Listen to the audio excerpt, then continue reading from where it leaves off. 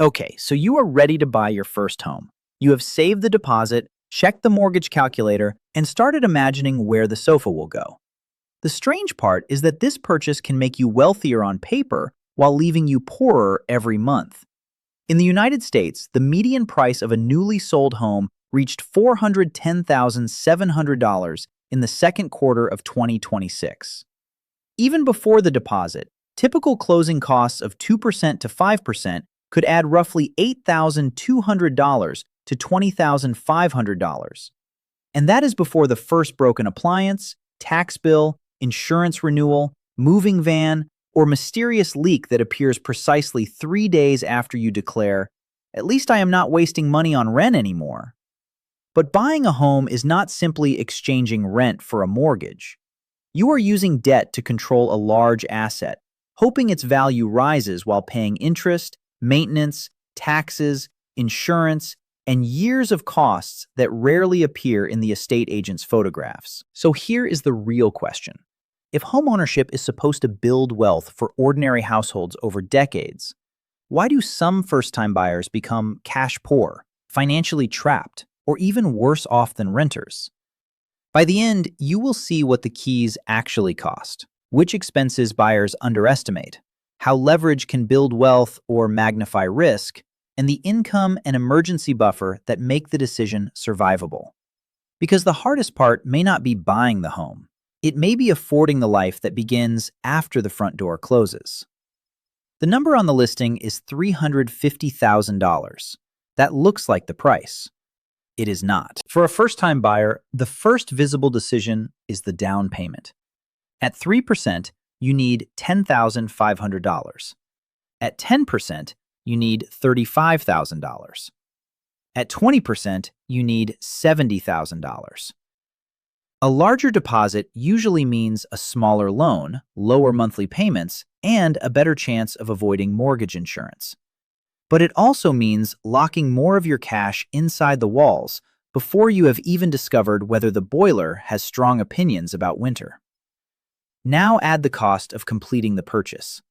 In the United States, the Consumer Financial Protection Bureau says closing costs typically run from 2% to 5% of the purchase price, excluding the down payment. On a $350,000 home, that is another $7,000 to $17,500 for lender charges, appraisal, title services, taxes, insurance paid in advance, and other transaction costs. The labels change across countries. British buyers may face stamp duty and conveyancing. Canadian buyers may encounter provincial land transfer taxes. Australians generally budget for state-based stamp duty and settlement costs. The systems differ, but the pattern does not. The deposit is only one part of the cash required before ownership actually begins. So a buyer putting down 10% may not need $35,000. They may need between $42,000 and $52,500 just to reach the front door. Then come the moving costs, basic furniture, locks, small repairs, utility connections, and the ceremonial first trip to a hardware shop where every object costs more than expected. But that is only the beginning. Suppose you borrow $315,000 on a 30-year fixed mortgage. In late July 2026, the average U.S. 30-year fixed rate was about 6.58%. At that rate, the principal and interest payment is roughly $2,008 a month. Notice the wording, principal and interest. It does not include property tax, homeowners insurance, mortgage insurance, homeowners association fees, maintenance, or repairs. Add a hypothetical $320 for property tax, $150 for insurance, $150 for mortgage insurance, and a $290 monthly maintenance reserve. Your $2,008 mortgage has quietly become an all-in housing cost of about $2,918. That is $35,000 a year before utilities, renovations, or anything breaking with theatrical timing. This is the first mechanism controlling homeownership, leverage. Leverage means using a relatively small amount of your own money to control a much larger asset. You invest $35,000, borrow $315,000, and own the price movement of a $350,000 house. If its value rises 5%, the house gains $17,500. That equals half of your original deposit, at least on paper. This is why property can build wealth faster than saving cash alone. But leverage works in both directions.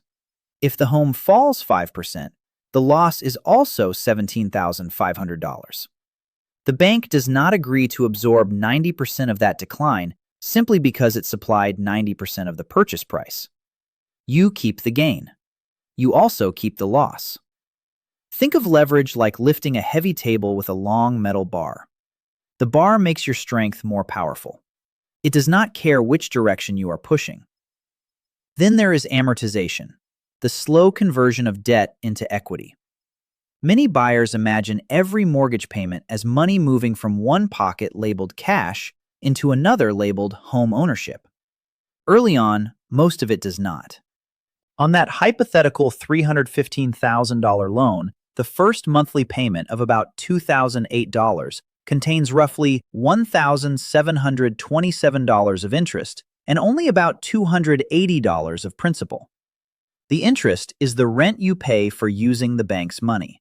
The principal is the part that increases your ownership. Over time, that balance changes, but during the early years, equity builds more slowly than the payment size suggests. That does not make buying foolish. Rent also pays for a service: shelter, flexibility, and transferring much of the repair risk to a landlord. The mistake is comparing rent with only the mortgage payment, as though taxes, insurance, maintenance, and transaction costs are optional accessories.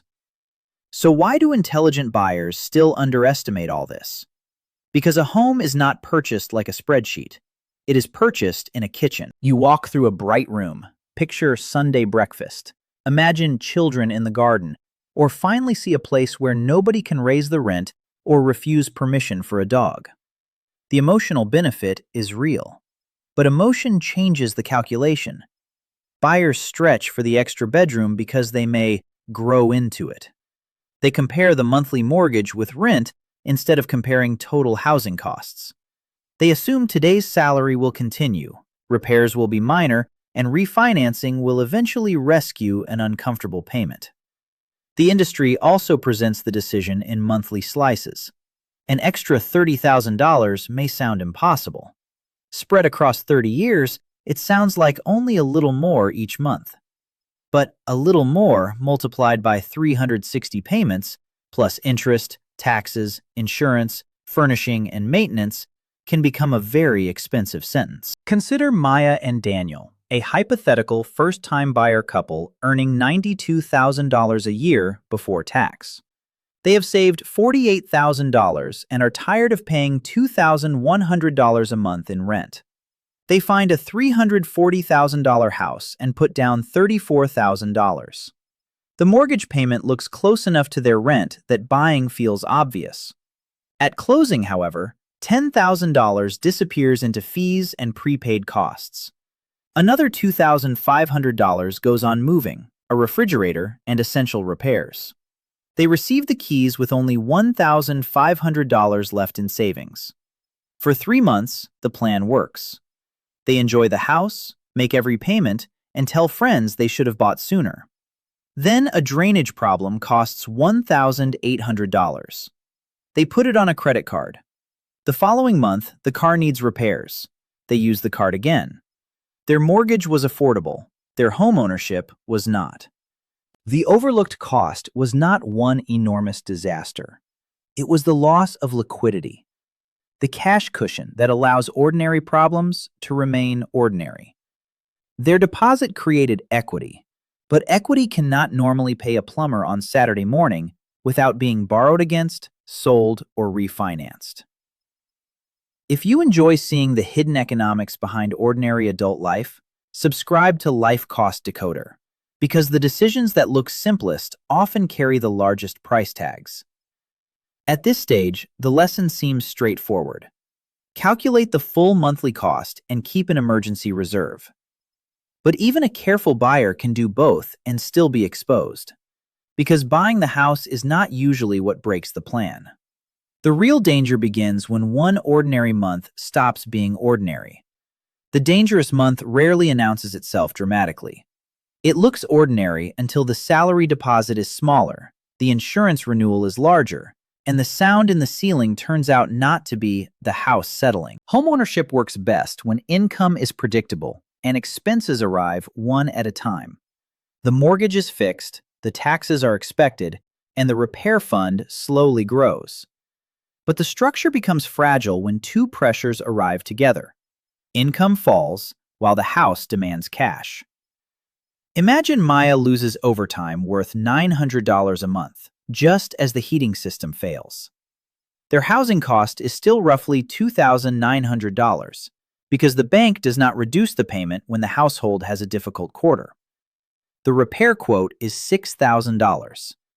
Their remaining savings cannot cover it, so they borrow on a credit card. Now they are paying for the house in three directions: the mortgage, the repair, and interest on the repair. Nothing about the home's long-term value helps with Friday's bill. This is the difference between wealth and liquidity. Equity may make you richer on a balance sheet, but cash keeps the lights on. Mistake 1 is buying the maximum home a lender approves. A lender asks whether the payment appears repayable under its rules. You need to ask whether the payment leaves room for the rest of your life. Those are not the same question. A couple may qualify while both incomes are stable, the car is working, and childcare has not changed. The larger house feels reasonable because the extra cost is presented as a monthly amount. But once housing absorbs nearly every spare dollar, saving stops. Then a normal repair becomes debt, and debt turns next month's income into payment for last month's problem. The practical lesson is not simply spend less. It is to test the payment against a bad month, not an average one. Remove one source of overtime. Add a repair. Increase insurance. If the budget immediately collapses, the approval amount was a ceiling, not a target. Mistake 2 is putting every available dollar into the purchase. A bigger deposit can reduce borrowing costs, so using more cash feels disciplined. But there is a point where lowering the mortgage by a few dollars a month is less valuable than keeping several months of expenses accessible. Suppose two buyers each have $75,000. One puts almost everything into the home and keeps $3,000. The other buys a slightly smaller property, puts down less in absolute terms, and keeps $25,000 after closing. The first buyer appears wealthier because the house is larger. The second may be financially stronger because a job loss does not immediately become a forced sale or expensive debt. This reversal matters. The cheapest-looking mortgage can create the most expensive emergency when it leaves no cash behind. Now consider three outcomes for a hypothetical $350,000 purchase. In the optimistic scenario, the household earns $110,000 a year, puts down 20%, and borrows $280,000. Using the same illustrative 6.58% fixed rate, principal and interest are about $1,785 a month. Add taxes, insurance, and a maintenance reserve, and the housing cost might be around $2,550. Assume take-home income of $7,000 and other living costs of $3,000. About $1,450 remains each month for extra saving, travel, retirement, or faster repayment. They also keep a $30,000 emergency buffer. If the home rises in value, they benefit from appreciation while gradually paying down principal. The result can be growing equity without constant financial stress. But the success comes from income, cash reserves, and time, not from the keys alone. In the realistic scenario, the household earns $92,000, puts down 10%, and pays roughly $2,900 a month for housing. After other essentials, around $700 remains. Then an air conditioning system costs $4,800. Insurance rises by $70 a month, and one partner misses several weeks of work. They survive, but saving pauses and part of the repair goes onto a card. The home may still build wealth over 10 or 20 years. In the present, however, it has reduced flexibility. They are not failing.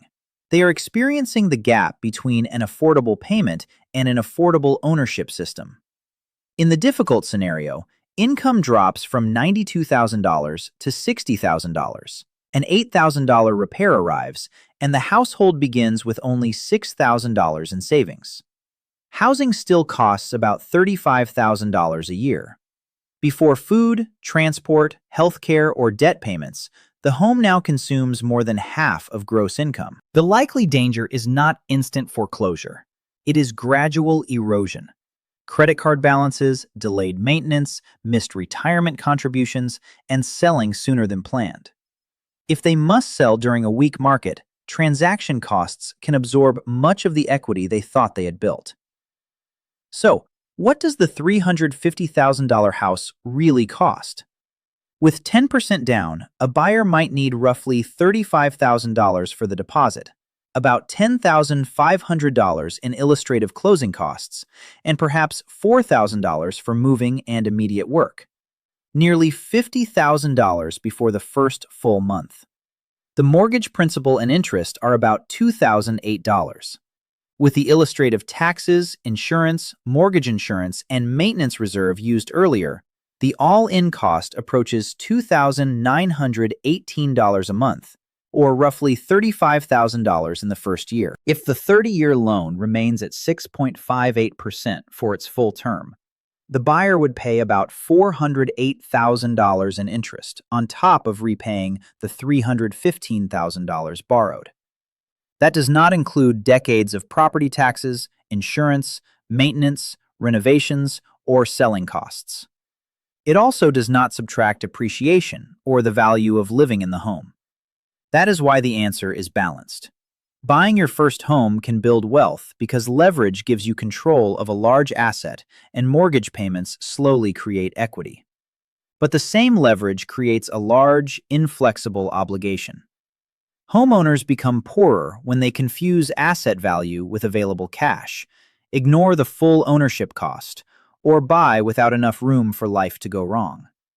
Remember the sofa you imagined in the opening?